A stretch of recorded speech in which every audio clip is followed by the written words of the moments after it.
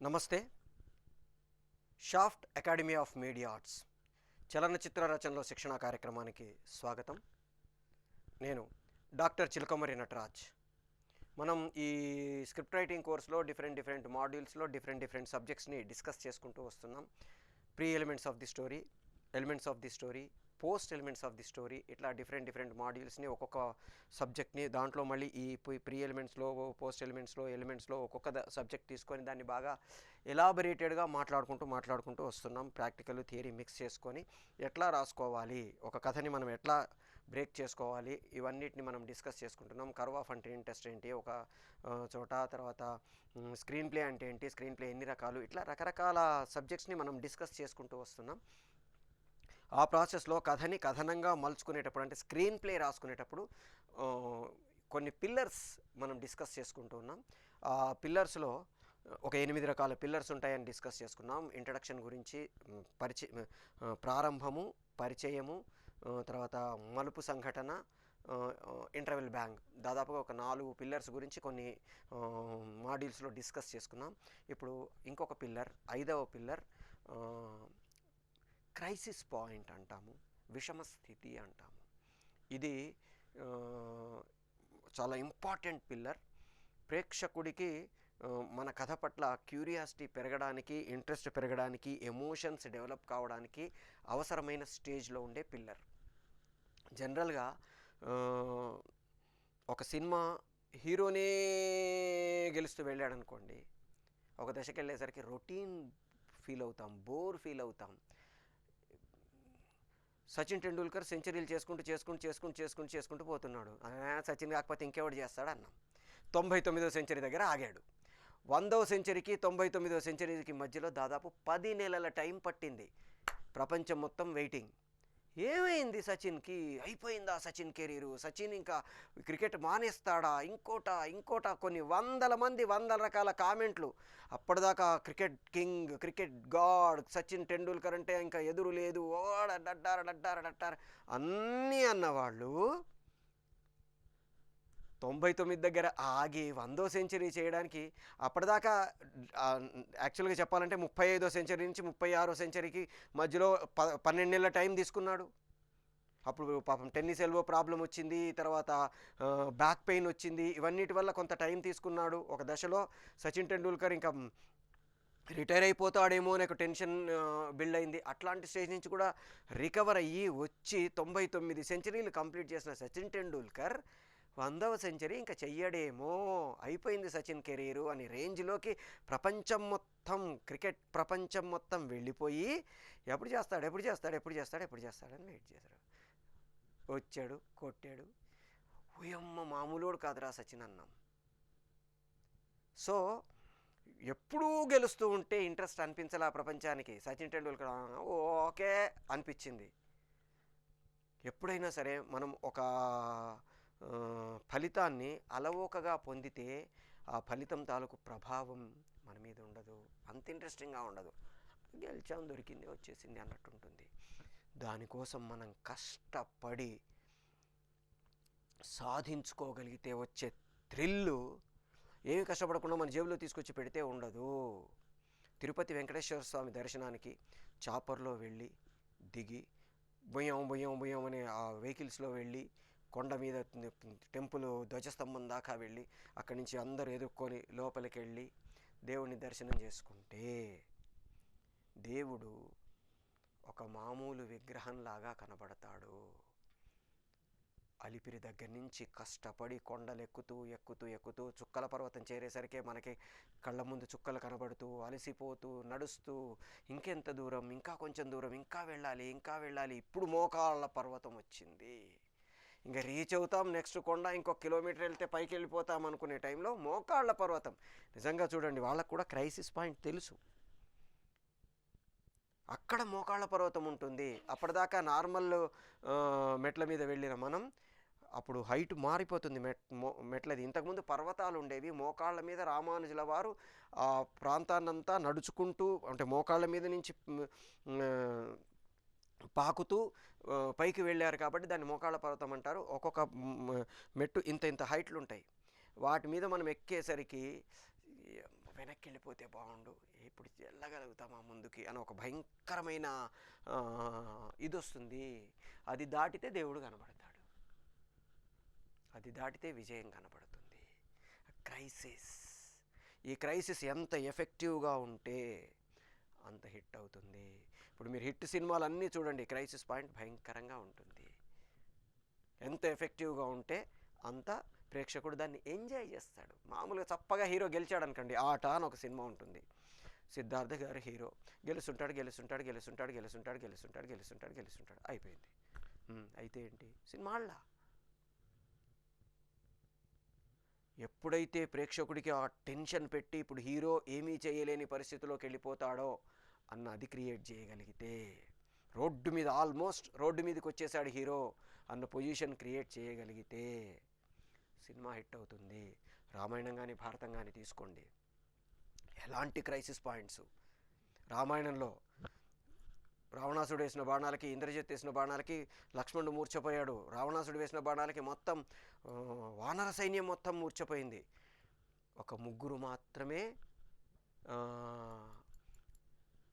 ఆ మత్తులోకి వెళ్ళిపోకుండా మిగిలిన వాళ్ళు, ఒకడు జాంబవంతుడు, 2 విభీషణుడు, 3 ఆంజనేయుడు. ఈ విభీషణుడు వెతుకుతూ వెతుకుతూ వెతుకుతూ వెతుకుతూ వెళ్తూ ఉంటే జాంబవంతుడు కనపడ్డాడు. జాంబవంతుడు అప్పటికే అలసిపోయిన కళ్ళతోటి, అంటే ఆ మత్తు ప్రభావం పూర్తిగా లేదు కానీ కొంత ఉంది, కదిలిచ్చాడు. కదిలిస్తే కళ్ళు తెరిచాడు, ఎదురుగా విభీషణుడు కనపడ్డాడు. విభీషణ, హనుమంతుడు బతికే ఉన్నాడా అని అడిగాడు. ఇంకెవరి గురించి అడగలే. విభీషణుడికి ఆశ్చర్యం వేసింది, రాముడు బతికున్నాడా లక్ష్మణుడు బతికున్నాడా అని అడగాలి కానీ కనీసం సుగ్రీవుడు బతికున్నాడు అని అడగాలి, వాళ్ళు రాజు కాబట్టి. అట్లాంటిది ఆంజనేయుడు బతికున్నాడా అని అడుగుతాడేంటి? అదే అడిగాడు జాంబవంతుణ్ణి. అదేంటి తాత, నువ్వు రాముడు బతికున్నాడా లక్ష్మణుడు బతికున్నాడా, లేకపోతే రాముడు క్షేమమా లక్ష్మణుడు క్షేమమా సుగ్రీవుడు క్షేమమా అని అడుగుతావనుకుంటే ఆంజనేయుడిని అడుగుతావేంటి అన్నాడు. అప్పుడు జాంబవంతుడు చెప్పిన సమాధానం ఏంటంటే, అందరూ బతికుండి ఆంజనేయుడు ఒక్కడు చచ్చిపోయినా మనమందరము చచ్చిపోయినట్టే. ఆంజనేయుడు ఒక్కడు చచ్చిపోయి మనమందరం బతికున్నా మనమందరము చచ్చిపోయినట్టే. అంటే ఆంజనేయుడు బతికున్నంతకాలం మనమందరం బతికున్నట్టే లెక్క. అందరినీ బతికించగల తెలివితేటలు, ధైర్య సాహసాలు, శక్తి సామర్థ్యాలు ఆంజనేయుడికి మాత్రమే. రాముడి కంటే ఆంజనేయుడు గొప్పవాడా? అందుకే అంటాం రాముడి కంటే రామభక్తి గొప్పది అని. ఎక్కడున్నాడు వెతికి ఆంజనేయుని పట్టుకొని వచ్చాడు. ఆంజనేయుడు వెళ్ళాడు, మొత్తం సంజీవిని దగ్గర నుంచి అన్ని రకాల మూలికల్ని, ఇక్కడ ఎవరెవరికి ఏవి అవసరమో ఆ మూలికలన్నీ తీసుకొచ్చి ఒకసారి జాంబవంతుడికి సుషేనుడికి అందజేస్తే మొత్తం అందరినీ బతికించారు. ఒక్కసారి శ్రీరామమూర్తికి జై, శ్రీరామభద్రునికి జై, శ్రీరామభద్రునికి జై అని అందరూ ఒక్కసారి జయ జయధ్వానాలు తిరిగి మేల్కొని చేస్తుంటే ఒక్కసారి రాముడికి షాక్, రావణాసురుడికి షాక్. అదేంటి మొత్తం యుద్ధరంగానంతా సర్వనాశనం చేసేసి విజయం సాధించానని నేను రిటర్న్ వస్తే అక్కడేంటి అంత కోలాహలం జరుగుతుంది? అప్పుడు దాకా రావణాసుడికి భయం లేదు చనిపోతానని, అప్పుడు భయం స్టార్ట్ అయింది. ఈ క్రైసిస్ పాయింట్లో నుంచి బయటకు వచ్చిన రాముడు లక్ష్మణుడు విజయం సాధించారు. మామూలుగా టపక్ టపక్ టపక్ కొట్టేసి గెలిచారు అనుకోండి, చప్పగా ఉంటుంది. భారతం తీసుకుంటే 10 రోజులు భీష్ముడు చెండాడి చెండాడి చెండాడి మొత్తం పాండవుల సైన్యాన్ని అంతటిని తుత్తునియలు చేస్తున్నాడు. ఏం చెయ్యాలి, ఎట్లా ఎదుర్కోవాలి క్రైసిస్? ఏమీ చేయలేని నిస్సహాయ స్థితిలోకి పడిపోయారు పాండవులందరూ. భీష్ముడి దగ్గరికే వెళ్ళారు. తాత, నిన్ను చంపే ఉపాయం నువ్వే చెప్పు అని అడిగారు. నవ్వుకున్నాడు. నవ్వుకొని, నాకు స్వచ్ఛంద మరణం ఉందిరా, నేను నా అంతట నేను చావాలి అనుకుంటే తప్ప చావను. రెండో కండిషన్, నా అంతట నేను ధనుర్బాణాలని వదిలేయాలనుకుంటే తప్ప వదిలేయను. మరి ఎట్లా? నేను స్త్రీల మీద యుద్ధం చేయను, స్త్రీలుగా మారిన పురుషుల మీద యుద్ధం చేయను, పురుషులుగా మారిన స్త్రీల మీద యుద్ధం చేయను. అంటే థర్డ్ జెండర్ అని మనం ఏదైతే ఇప్పుడు అంటున్నామో, నపుంసకులు, భృకుంసులు, వీళ్ళ మీద నేను యుద్ధం చెయ్యను. వాళ్ళు కనబడితే నేను అస్త్ర సన్యాసం చేస్తాను చెప్పాడు. నెక్స్ట్ డే శిఖండిని తీసుకొని వచ్చి అర్జునుడి ముందు పెట్టుకొని యుద్ధం ప్రారంభించారు. ఎప్పుడైతే శిఖండిని చూశాడో, శిఖండి అంటే ఒక థర్డ్ జెండర్, అర్జునుడి ముందు బాణం పట్టుకొని శిఖండి నిలబడి ఉన్నాడు. భీష్ముడు ధనుష్ బాణాలని కింద పెట్టేశాడు. ఇమీడియట్గా అర్జునుడు టపా టపా టపా టపా టపా టపా టపా భీష్ముడి ఒళ్ళంతా బాణాలతో దింపేశాడు. భీష్ముడు పడిపోయాడు. ఆ క్రైసిస్ పాయింట్లో నుంచి బయటకు వచ్చాం. నెక్స్ట్ మళ్ళీ ద్రోణాచార్యుడు పద్మవ్యూహం పన్నాడు, అభిమన్యుడిని చంపేశాడు. మొత్తం అసలు పద్మవ్యూహంలోకి ఎంటర్ కావాలనుకున్న 5 పాండవుల్ని సైంధవుడు ఆపాడు, అభిమన్యుడిని చంపేశారు. అర్జునుడు రాగానే ప్రతిజ్ఞ చేశాడు, రేపు సాయంత్రం లోపు సైంధవుడిని చంపకపోతే నేను ప్రాయోపవేశం చేసి చచ్చిపోతాను, అంటే తనంతట తాను అగ్నిలో దూకి చచ్చిపోతాను అని ప్రతిజ్ఞ చేశాడు. ఈ విషయం తెలియగానే పాండవుల సైన్యం మొత్తం షాక్ తిన్నారు. కౌరవుల సైన్యం మొత్తం సగం షాకు సగం పండగ. ఎందుకంటే అర్జునుడు ప్రతిజ్ఞ పడితే అది నెరవేర్చుకోవడానికి ప్రయత్నం చేసి తీరుతాడు, గెలిచి తీరుతాడని ఒకవైపు కొంచెం నమ్మకం, మన వైపు ఇంతమంది ఉన్నారు ఆపలేరా అని ఒక చిన్న ఆశ. ద్రోణాచార్యుడు డిసైడ్ చేసుకున్నాడు, ఇవాళ ఒక్కరోజు అర్జునుడిని సైంధవుడిని చంపకుండా ఆపగలిగితే మనం విజయం సాధించినట్టే. ఎందుకంటే అర్జునుడు ప్రాయోపవేశం చేస్తే కృష్ణుడు బతకడు, కృష్ణుడు బతకపోతే పాండవులు ఉన్నా లేకున్నా ఎందుకు పనికిరారు. వ్యూహం పన్నాడు, అర్జునుడిని తీసుకెళ్లి శకట వ్యూహం మధ్యలో పెట్టాడు. చుట్టూ వరుసలుగా మొత్తం కౌరవ సైన్యాన్ని మోహరింపజేసి అర్జునుణ్ణి అటువైపు దరి చేరకుండా ఆపుతూ ఉన్నారు. ఇంకొక 15 నిమిషాలు 20 నిమిషాలు అయితే సూర్యాస్తమయం అయిపోతుంది అనే సిచ్యుయేషన్, క్రైసిస్. అర్జునుడు ధనుర్బాణాలు వదిలేసి ప్రాయోపవేశం చేయాల్సిన పరిస్థితి. కృష్ణుడు సుదర్శన చక్రాన్ని సూర్యగోళానికి అడ్డం పెట్టి సాయంత్రం అయిపోయింది, సూర్యాస్తమయం అయిపోయింది అని ఒక భ్రమను క్రియేట్ చేశాడు. చేయగానే సైంధవుడు నేను బతికే ఉన్నాను, సూర్యాస్తమయం అయిపోయింది, నేను బతికే ఉన్నాను అని బయటకు వచ్చాడు. కాట్టు బాణం అన్నాడు. సూర్యబింబం నుంచి సుదర్శన చక్రం పక్కకి వెళ్ళిపోయింది, మళ్ళీ వెలుగు వచ్చింది. అందరు షాక్ తినే లోపల అర్జునుడు బాణం తీసి సైంధవుడి తలను గాల్లోకి ఎగరగొట్టాడు. కృష్ణుడు చెప్పాడు, ఆ తల కింద పడకుండా చూడు. అదేంటది అంటే, సైంధవుడు చిన్నప్పుడు ఒక జ్యోతిష్యుడు చెప్పాడు, నీ కొడుకు యుద్ధంలో చచ్చిపోతాడు, నీ కొడుకు తలని ఒకడు కింద పడేస్తాడు అని. అయితే శివుడి గురించి తపస్సు చేసి ఎవడైతే నా కొడుకు శిరస్సును భూమి మీద పడేస్తాడో వాడి తల 1000 వక్కలైపోవుగాక అని వరం తీసుకున్నాడు. ఇప్పుడు ఆ తల కింద పడితే, అర్జునుడు చేయబట్టి పడితే అర్జునుడి తల పగిలిపోతుంది. మళ్ళీ క్రైసిస్ కంటిన్యూ. ఏం చేయాలి? పని చేయి, గాల్లోనే దాన్ని నిలబెట్టుకుంటూ పో, కొట్టుకుంటూ పో. కొట్టడం మొదలెట్టాడు, గాల్లో కొట్టాడు, మళ్ళీ ఇంకొంచెం ఇలా కొడుతూ దగ్గరలో ఉండే పర్వత ప్రాంతాల్లో ఈ సైంధవుడి తండ్రి తపస్సు చేసుకుంటున్నాడు, అతడి ఒడిలో పడేటట్టు చెయ్యి అన్నాడు. ఆ తల వెళ్ళి సైంధవుడి ఒళ్ళో పడింది. ఒక్కసారి సడన్గా ఏదో ఒళ్ళో పడేసరికి చేతులతో కిందికి తోసేశాడు. తన చేతులతో కిందికి తోసేశాడు కాబట్టి తల పగిలిపోయి, తను కింద పడేటట్టు చేశాడు కాబట్టి తల పగిలిపోయి చచ్చిపోయాడు. ఒక క్రైసిస్ పాయింట్లో నుంచి బయటకు వచ్చాం. ఇట్లా భారత యుద్ధంలో చాలా క్రైసిస్ పాయింట్స్ని పెట్టి ఒక్కొక్క స్టేజ్లో ఒక్కొక్క క్రైసిస్ పాయింట్ని ఓవర్కమ్ చేసుకుంటూ భీష్ముడు, ద్రోణుడు, కర్ణుడు ఇట్లా ఒక్కొక్క వీరుణ్ణి అంత చేసి లాస్ట్కి వచ్చేసరికి బ్రహ్మశిరోనామకాస్త్రం ప్రయోగించాడు. అపాండవీయం కావాలని అశ్వత్థామ బ్రహ్మశిరోనామకాస్త్రం, ఇంకా దానికి ఎదురు లేదు, ఎవ్వరూ దాన్ని జయించలేరు. ఇప్పుడు అర్జునుడు దానికి ప్రతిగా బ్రహ్మశిరోనామకమైన అస్త్రం ప్రయోగించాడు. ప్రపంచం మొత్తం మునిగిపోయే పరిస్థితుల్లోకి వెళ్ళింది. అపాండవీయం అంటే పాండవుల వంశం నిర్వంశం అవ్వడం కోసమని వేసిన బాణం, అది దాని ప్రభావాన్ని చూపిస్తుంది. దాన్ని ఆపడం కోసం అర్జునుడు వేసిన బాణం, అది దాని ప్రభావం చూపిస్తుంది. ఒక దశకు వచ్చేసరికి ప్రపంచం మొత్తం పేలిపోయేంత స్టేజ్లోకి వచ్చింది. అప్పుడు ఇంద్రుడు, శివుడు, బ్రహ్మ మొదలైన దేవతలందరూ వచ్చి వీళ్ళని మీ అస్త్రాల్ని ఉపసంహరించుకోండి, లేకపోతే లోక క్షయమవుతుంది, లోకం నాశనం అయిపోతుంది అని బతిమలాడారు. ఆ క్రైసిస్ పాయింట్. ఇప్పుడు ఏం చేయలేని పరిస్థితుల్లో అర్జునుడు ఉన్నాడు. అప్పుడు అర్జునుడికి దాని ఉపసంహారం తెలుసు. మీ అందరి ఆజ్ఞ మేరకు నేను దాన్ని ఉపసంహరించుకుంటున్నా అన్నాడు. ఇప్పుడు అశ్వత్థామది ఏం చేయాలి? పాండవులు ఎట్లాగూ చచ్చిపోకుండా మరి ఆపాలి కదా, మరేం చేద్దాం అంటే అపాండవీయం కాబట్టి ఉత్తర గర్భంలో ఉన్న పరీక్షిత్తు చచ్చిపోతే నెక్స్ట్ జనరేషన్ లేదు కాబట్టి, ఉప పాండవులు చనిపోయారు, అభిమన్యుడు చనిపోయారు కాబట్టి నెక్స్ట్ ఇంకా పాండవులకు వంశం ఉండదు కాబట్టి పరీక్షిత్తును చంపేయమని కడుపులో ఉండే పిండాన్ని చంపడం కోసమని బాణాన్ని కంటిన్యూ చేశారు. కడుపులో ఉండే పిండం చచ్చిపోయింది. ఉత్తర ఒక మృత శిశువును ప్రసవించింది.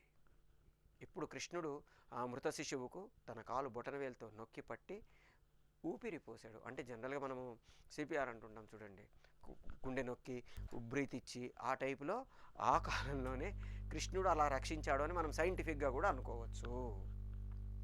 సో పరీక్షిత్తును తిరిగి రక్షించాడు. ఆ క్రైసిస్ పాయింట్లో నుంచి బయటకు వచ్చారు. నిద్రపోతున్న మొత్తం ఉప పాండవులని వాళ్ళందరినీ అశ్వత్థామ చంపేశాడు. ఒక గుడ్లగూబ ఒక పక్షి గూట్లో ఉండి రాత్రిపూట తినడం చూసి తను కూడా రాత్రిపూట కృపాచార్యుడు కృతవర్మ ఇద్దరి సహాయంతో వచ్చి వాళ్ళని బయట నిలబెట్టి ఆ గుడారాల్లో ఉండే పాండవుల కొడుకులని తర్వాత మిగతా వాళ్ళందరినీ కత్తితో నరికి చంపేశాడు. ఆ సమయంలో పాండవులు బయటికి కృష్ణుడు బయటికి తీసుకెళ్ళాడు కాబట్టి వీళ్ళెవరూ బతికుండకూడదు, అది రూలు. అందుకని కృష్ణుడు ఈ పాండవులను మాత్రం బయటికి తీసుకెళ్ళాడు, వాళ్ళు మాత్రం బతికారు, మిగతా వాళ్ళందరూ చచ్చిపోయారు. సో ఇంత భయంకరమైన క్రైసిస్ పాయింట్లు క్రియేట్ చేసి మహాభారతాన్ని రామాయణాన్ని రాశారు. నేను అందుకే ఎప్పుడు అంటుంటాను, భారతం కానీ రామాయణం కానీ జరిగిందనుకోండి అద్భుతం, జరగలేదనుకోండి మహాద్భుతం. ఎందుకంటే ఆ రచయితలు వాళ్ళు ఎంత అద్భుతమైన క్యారెక్టర్స్ని, ఎంత అద్భుతమైన ఎలిమెంట్స్ని, ఎంత అద్భుతమైన గ్రాఫ్ని క్రియేట్ చేసి మనకు అందించారు. తలుచుకుంటే ఒకసారి ఒళ్ళు ఇలా జలధరిస్తుంది, పులకరిస్తుంది. సో అట్లా క్రైసిస్ పాయింట్స్. ఇప్పుడు మనం కొన్ని సినిమాలు తీసుకుందాం.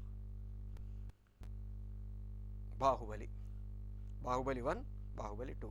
బాహుబలి 1 కాలకేయులు, చాలా భయంకరమైన కాలకేయులు వీళ్ళ రాజ్యం మీదకి దండయాత్రకు వచ్చారు. వీళ్ళ వైపు ఏదైతే వీళ్ళు కట్టుకున్న టెంపరరీ కాంపౌండ్ వాల్, సైనికులందరూ ఆ కవచాలు అవన్నీ పట్టుకొని ఒక కాంపౌండ్ వాల్ నిర్మించుకున్నారు శత్రువుల్ని ఆపడం కోసం. ఆ కాంపౌండ్ వాల్ని వాళ్ళు ఒక పెద్ద దుంగ తీసుకొని వచ్చి మొద్దుతో కొట్టి ఛేదించి లోపలికి వచ్చేసారు. మొత్తం వీళ్ళ జెండాని తెంపేసి ఆ ప్లేస్లో వాళ్ళ జెండా ఎగిరేశారు. కొంతమంది పడిపోయారు. మరణం. ఒక పూజారి ఇంకా మరణం అంటే మా ఇష్మతి నాశనమైపోయినట్టే అనగానే అది వ్యాపించింది. మరణం అనుకుంటూ పారిపోవడం మొదలెట్టారు. ఒక భయంకరమైన క్రైసిస్ పాయింట్. ఇట్లాంటి క్రైసిస్ పాయింట్లో బాహుబలి, అమరేంద్ర బాహుబలి మోటివేట్ చేస్తూ ఏది మరణం, మన తల్లిని మనం వాడు అన్నా కానీ మనం చూస్తూ బతకడం మరణం, మన శత్రువు మన గుండెల్ని చీలుస్తాడని భయపడుతూ బతకడం మరణం, దీన్ని దాటి నేను వెళ్ళాలనుకుంటున్నాను, ఎవరు వస్తారన్నారు, నేను కట్టప్ప ఫ్యాట్మన్ అని విరగొట్టి వీళ్ళ జెండాని మళ్ళీ ఎగిరేసి ఆ శవాన్ని అక్కడ నిలబెట్టాడు. తిరిగి మళ్ళీ ఒక ఉధృతం స్టార్ట్ అయింది. బయలుదేరారు. కాలకేయ నాయకుడి దగ్గరికి వెళ్ళారు. కాలకేయ నాయకుడు చితక్ కొడుతున్నాడు అందరినీ. అట్లాంటి వాడిని మన బల్లాల దేవుడు వెళ్ళి తన గదతో వాడి రథాన్ని కూలగొట్టాడు. వాడు కింద పడి తన పెద్ద ఒక సుత్తి లాంటి ఆయుధంతో బల్లాల దేవుడిని చితగొట్టాడు. బల్లాల దేవుడు పడిపోయాడు. అట్లాంటి సిచ్యుయేషన్లో బాహుబలి ఎంటర్ అయ్యాడు. ఆ రథం తాలూకు సింహం ఏదైతే బల్లాల దేవుడి చక్రాల రథం ఉంటుంది దాన్ని కూడా విరగొట్టేశాడు వాడు. ఆ రథం తాలూకు చక్రం ముందరుండే ఆ సింహం పడిపోయింది. ఆ సింహాన్ని చేతిలోకి తీసుకొని బాహుబలి కాలకేయుడిని చితగొట్టాడు. అద్భుతం. ఒక భయంకరమైన క్రైసిస్ పాయింట్లో నుంచి బయటకు వచ్చాడు. సరే, ఎవరు చంపారు, ఏం జరిగింది అవన్నీ పక్కన పెడితే బాహుబలి రాజుగా పట్టాభిషిక్తుడవుతాడు. బాహుబలి అంటున్నారు. మళ్ళీ ప్రజెంట్ స్టోరీలోకి శివుడి దగ్గరికి వచ్చాము. అంటే శివుడు అంటే మహేంద్ర బాహుబలి దగ్గరికి వచ్చాము. జరిగింది చెప్పాము, ఏం చేశాము. అద్భుతమైన క్రైసిస్ పాయింట్. సెకండ్ దాంట్లోకి వెళ్దాం. తల్లిని తీసుకొని బయటకు వచ్చాము అనుకుంటున్న మహేంద్ర బాహుబలిని బల్లాల దేవుడు బయటకు వచ్చి మళ్ళీ దేవసేనను బంధించి లోపలికి వెళ్ళిపోయాడు. వెనక పరిగెడుతున్న మహేంద్ర బాహుబలికి బాణం వచ్చి తగిలింది. అలా లాస్ట్ మినిట్లో చెక్క పట్టుకోబోతున్న వంతెన అందుకోబోతున్న బాహుబలి కింద పడిపోయాడు. మహేంద్ర బాహుబలి కింద పడిపోయాడు. మొత్తం టపా టపా టపా బాణాలు వచ్చి అన్నీ పడుతున్నాయి. కట్టప్ప వాళ్ళందరూ వచ్చి రక్షించారు, లాక్కుపోయారు. నేను లోపలికి వెళ్తా అంటున్నాడు. ఎక్కడికి వెళ్తావు, ఎట్లా వెళ్తావు, నువ్వు చచ్చిపోవడం కాదు కదా మార్గం, ఆమెను బయటికి తీసుకురావడం. నీలాగా ఆలోచించకు, బాహుబలిలా ఆలోచించు, నీ తండ్రి బాహుబలిలా ఆలోచించన్నాడు. సరే,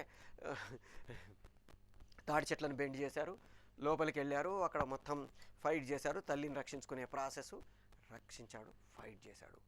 అయిపోయిందా అనిపిస్తే అసలు క్రైసిస్ పాయింట్ ఇక్కడ పెట్టాడు. చాలా అద్భుతమైన క్రైసిస్ పాయింట్. అగ్నిప్రస్థం నడుస్తుంది, దేవసేన తల మీద అగ్ని పెట్టుకొని నడుస్తుంది. అక్కడ బ్రిడ్జ్ ఉంది, ఆ బ్రిడ్జ్ దాటి ఆలయం దగ్గరకు వచ్చేస్తే అగ్నిప్రస్థం పూర్తయిపోతుంది. అగ్నిప్రస్థం పూర్తయితే వాళ్ళకు అపజయం ఉండదు చెప్పాడు బిజ్జల దేవుడితో, పక్కనే ఉండే అతని అనుయాయుడైన పూజారి. వాళ్ళు తిరిగి వచ్చే లోపల బ్రిడ్జి తగలబెట్టేయండి అన్నాడు. ఆ బ్రిడ్జి మీద నూనె పోశారు, అంటించారు. దేవసేన నడుచుకుంటూ వస్తుంది. ఇంకా కొంచెం ముందుకెళ్తే బ్రిడ్జి దగ్గరికి వెళ్ళాలి, బ్రిడ్జి దగ్గరికి వెళ్తే ఆగిపోతుంది నడక. నడక ఆగకూడదు. భయంకరమైన క్రైసిస్ పాయింట్.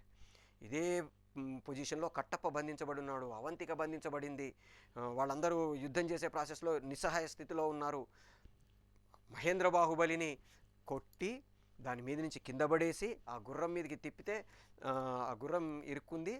అక్కడి నుంచి కింద వేసి తొక్కి పెడితే బల్లాల దేవుడు అతని పక్షం మీద కూర్చొని చేతులతో గుండెల్ని చీలుస్తూ, నీ తండ్రిని చంపుదామనుకుంటే నా కోరిక తీరలేదు, అదే పోలికలతో పుట్టి నా కోరిక తీరేటట్టు చేస్తున్నావు రా తమ్ముడి కొడకాని గుండెల్ని చీలుస్తున్నాడు. ఇంత భయంకరమైన క్రైసిస్ పాయింట్. ఇక ప్రేక్షకుడికి చెప్పాను కదా ఒక మాడ్యూల్లో, నేను మధ్యలో కూర్చొని ఉన్నాను, విజేంద్ర ప్రసాద్ గారు ఇటువైపు కూర్చొని ఉన్నాను, పరచూరు గోపాలకృష్ణ గారు ఇటువైపు కూర్చొని ఉన్నారు. ఒక్కసారి పరచూరు గోపాలకృష్ణ గారు ఇటువైపు తిరిగి, ఏంటి బాహుబలి 3 కూడా ఉందా ఏంటి, ఇప్పుడు ఈ పిల్లాడు చచ్చిపోతాడా అని అడిగాడు. అంటే అంత భయంకరమైన క్రైసిస్. ఒక పరచూరు గోపాలకృష్ణ గారు లాంటి వాళ్ళే అలా అడిగారు అంటే ప్రేక్షకులు, మామూలు ప్రేక్షకుల పరిస్థితి ఏంటి అంటే, మహేంద్ర బాహుబలి కూడా చచ్చిపోయి మహేంద్ర బాహుబలికి ఇంకో కొడుకుండి తర్వాత జనరేషన్లో ఏమన్నా, ఎందుకంటే ఆల్రెడీ అవంతికాను మహేంద్ర బాహుబలి మధ్యలో ఒక బ్యూటిఫుల్ ఇంటిమేట్ సీన్ ఎస్టాబ్లిష్ చేసి వదిలేసాం బాహుబలి 1లోనే. ఇప్పుడు పొరపాటున ఇతడు చచ్చిపోయి మళ్ళీ ఇంకో బాహుబలి పుట్టాల్సిన పరిస్థితి ఏర్పడుతుందా? పరచూరు గోపాలకృష్ణ గారు లాంటి 380 400 సినిమాలు రాసిన ఒక సీనియర్ రచయితే ఆ క్రైసిస్ని భరించలేని ఎమోషన్లోకి వెళ్ళిపోయారంటే మామూలు ప్రేక్షకుల పరిస్థితి ఏంటి? అట్లాంటి సిచ్యుయేషన్లో ఆ చేతికి గుచ్చిన రాతిని విరగ్గొట్టేసుకొని బైక్ లేచి అతన్ని తోసేసి ధరాధరేంద్ర నందిని వస్తుంటే ఆ బూడిది పూసుకొని అక్కడి నుంచి బయటకు వచ్చి ఆ విగ్రహాన్ని పగలగొట్టి ఆ తలని దొర్లిస్తే ఆ తల వెళ్ళి ఆ బ్రిడ్జిని పగలగొట్టి అక్కడ కూర్చుంటే అగ్నిప్రస్థం ఆమె కంటిన్యూ ఆ మొహం మీద నుంచి కాళ్ళు పెట్టి వెళ్తూ ఉంటే,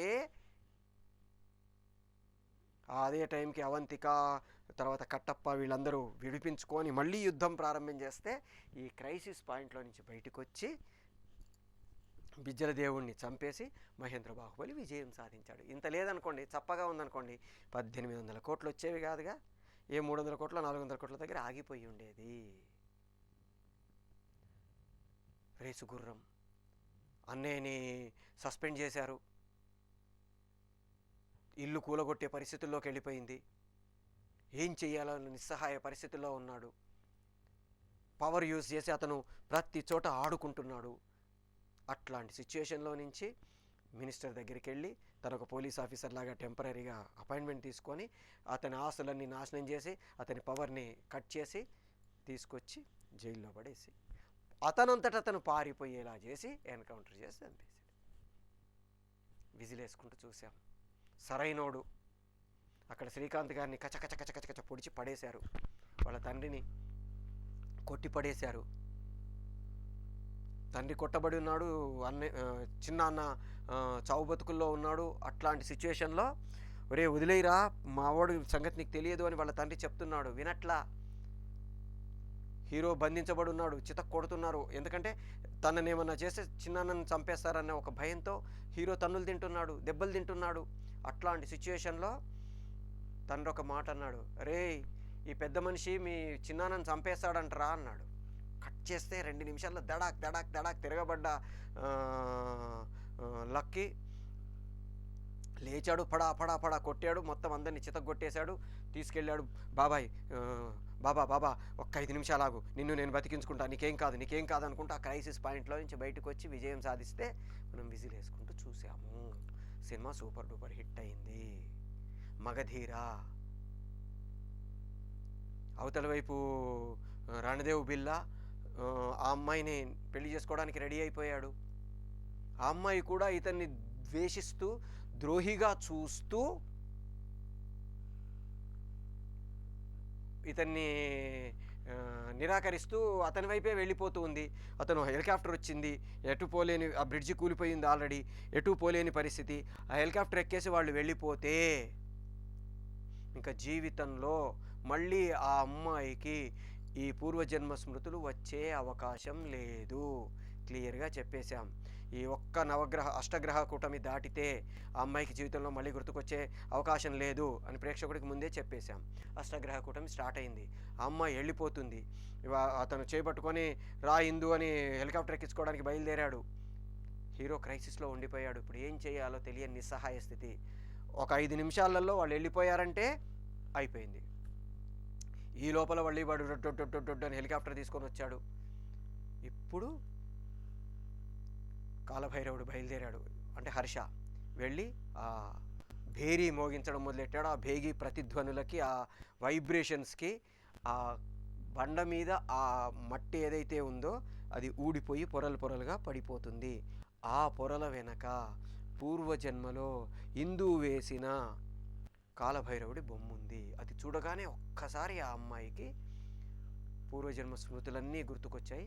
పరిగెత్తుకుంటూ భైరవ అనుకుంటే తన దగ్గరికి వచ్చింది. ఈ ప్రాసెస్లో వాడు పూర్వజన్మలో నాకు దక్కందేది ఇంకెవ్వరికి దక్కడానికి వీల్లేదని కత్తి విసిరాడే, అలాగే కత్తి విసిరడానికి రెడీ అయిపోయాడు. ఇంకా అప్పుడైతే ఆ అమ్మాయికి వెళ్ళి కత్తి గుచ్చుకుంది, లోయలో పడిపోయింది. అలాంటి క్రైసిసే మళ్ళీ ఇప్పుడు వస్తుందా అని ఒక చిన్న టెన్షన్ క్రియేట్ చేసి ఆ క్రైసిస్లో నుంచి బయటికి రావడానికి ఎప్పుడైతే పూర్వజన్మలో అతని తలని నరికేసిన కత్తి ఆ మట్టిలో పడిపోయిందో, ఆ మట్టిలో నుంచి కత్తి తీసి అతని తలకు గుచ్చి పైకి లేపేశాడు.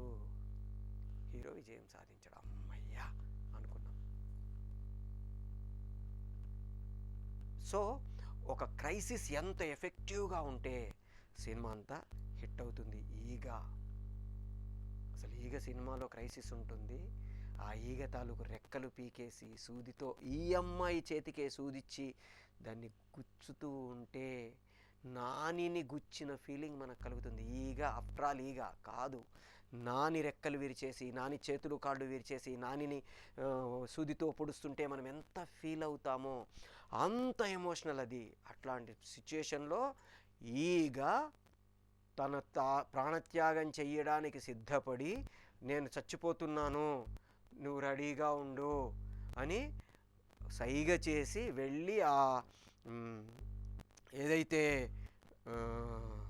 చిన్న ఫిరంగి బొమ్మ ఉందో ఆ బొమ్మలోకి మంటల్లో తను గన్ పౌడర్లో పొర్లి ఆ ఒంటికి గన్ పౌడర్ పూసుకొని ఆ మంటల్లోని అంచి ఆ ఫిరంగి బొమ్మలోకి వెళ్ళి లోపల ఉండే గన్ పౌడర్లో ఉండే బుల్లెట్ను పేల్చి ఫట్ మన తగిలితే అనుకున్నాం. ఎంత బ్యూటిఫుల్ క్రైసిస్, ఎంత అద్భుతమైన క్రైసిస్ ఉంటే సినిమా అంతా ఎఫెక్టివ్గా ప్రేక్షకుడికి నచ్చుతుంది. సో మనం ఒక క్రైసిస్ని ఎంత ఎఫెక్టివ్గా క్రియేట్ చేసుకోగలిగితే మనం ఎప్పుడు హీరో గెలవాలి అనుకుంటూ వెళ్ళకూడదు. హీరో ఓడిపోవాలి. రెడీ సినిమా తీసుకోండి. రెడీ సినిమాలో ఇంకా పెళ్లి మంటపం దగ్గరికి వెళ్ళే ప్రాసెస్లో ఇద్దరు వచ్చేశారు. వాళ్ళకి నిజం తెలిసిపోయింది. ఇప్పుడేంటి పరిస్థితి? అందరినీ నిలబెట్టి నరికే బ్యాచ్ వాళ్ళు. అప్పుడు కాటరాజును తర్వాత షఫీ ఇద్దరు వచ్చారు. నాయనా వీడు మనల్ని మోసం చేసిండే అన్నారు అని పట్టుకోపోతే కోట శ్రీనివాసరావు ఆగరా అన్నాడు. అన్నను అంటే పెదనాన్న మీదకి చెయ్యెత్తాడు. ఒక్క తన్ను తన్నాడు. అన్న మీదకి చెయ్యెత్తుతావా అని అడిగాడు. అడిగితే వాళ్ళు శత్రువులు, వాళ్ళని సపోర్ట్ చేస్తున్నావు ఏంటని అడిగాడు. వాళ్ళు శత్రువులు కాదురా, మనల్ని మోసం చేయలేదురా, మనల్ని మార్చారు, ఒక బ్యూటిఫుల్ క్రైసిస్ పాయింట్ నుంచి బయటికి తీసుకొని వచ్చి సినిమా హిట్ అయితే సూపర్ ఎంజాయ్ చేస్తాము. సో ఎంత ఎఫెక్టివ్ క్రైసిస్, మీరు చూస్తున్న సినిమాలను అబ్జర్వ్ చేయండి. ఆ సినిమాలలో ఎంత బ్యూటిఫుల్ క్రైసిస్ ఉంటే సినిమా అంత నచ్చుతుంది ప్రేక్షకుడికి. అది మన ఉదాహరణకి గీత గోవిందం ఈ మధ్యకాలంలో హిట్ అయిన సినిమాలలో ఒక one of the best example ఈ గీత గోవిందం. ఎందుకు మనం తెలిసిన సినిమాలు ఎందుకు చెప్తున్నానంటే మీకు అవి తొందరగా కనెక్ట్ అవుతాయి కాబట్టి. హిట్ అయిన సినిమాలో మనం అందరం చూసుంటాం కాబట్టి ఈ ఎగ్జాంపుల్ చెప్తున్నాం. గీత గోవిందం ఇంకో 10 నిమిషాల్లో పెళ్ళైపోతుంది. ఆ టైంలో అతనికి ఆ అమ్మాయి తనని ఇష్టపడింది, తనని ప్రేమించింది, తనకు ఆ అమ్మాయి చాయిస్ కాదు, ఒకే ఒక్క option, one and only option. ఆ అమ్మాయి ఏదో కావాలని అందరు చెప్పారని అనలేదు, ఆ అమ్మాయి నిజంగా తనని ఇష్టపడింది అని తెలిసింది. ఇప్పుడు ఏం చేయాలి? పెళ్ళాడు జరిగిపోతుంది, రోడ్ల మీద పడ్డాడు, అర్ధరాత్రి అక్కడెక్కడో పాపం ఎవరో ఒక అమ్మాయి కారు పంచర్ అయితే దిగి ఉంటే ఆ అమ్మాయి దగ్గర బాటిల్ ఉందేమో, మందు ఉందా అని అడిగాడు. ఆ అమ్మాయి దగ్గర ఒకటే బాటిల్ ఉంది, మా నాన్నకి ఇవ్వాలంది. పోనీ నాకు అది నువ్వు నా బాధ తీర్చేసుకోవడానికి కొంచెం అవకాశం ఇవ్వన్నాడు. అమ్మాయి కథ చెప్పడం మొదలెట్టాడు. అట్లాంటి సిచ్యువేషన్లో లాస్ట్లో అమ్మాయి ఒక సలహా ఇచ్చింది. ఆ సలహా పట్టుకొని వచ్చి ఇక్కడికి వచ్చాడు. ఆ క్రైసిస్ పాయింట్లో నుంచి బయటకు వచ్చి ఆ అమ్మాయిని పొందాడు. We are happy. సో ఒక మంచి సినిమా ఎప్పుడు కూడా హ్యాపీ ఎండింగ్ అనిపించాలంటే ఆ ఎండింగ్ కంటే ముందుండే క్రైసిస్ పాయింట్ ఎంత ఎఫెక్టివ్గా ఉంటే అంత ఎంజాయ్ చేస్తాము. జనరల్గా మనం మొదటి నుంచి మాట్లాడుకుంటున్నాం కాన్ఫ్లిక్ట్ గురించి. వై వీ నీడ్ కాన్ఫ్లిక్ట్ అనే దాని గురించి మనం మాట్లాడుకున్నాం. మనలో ఉండే సాడిజం సాటిస్ఫై అవుతుంది. ఈ క్రైసిస్ ఎంత ఎఫెక్టివ్గా ఉంటే అంత సాటిస్ఫై అవుతాము, సినిమా అంత హిట్ అవుతుంది. సో మీరు రాసుకునే కథలో ఈ క్రైసిస్ పాయింట్ని ఎంత ఎఫెక్టివ్గా క్రియేట్ చేసుకోగలరో చెక్ చేసుకోండి. ఒక మంచి హిట్ సినిమా రాసుకోవడానికి ప్రయత్నం చేయండి.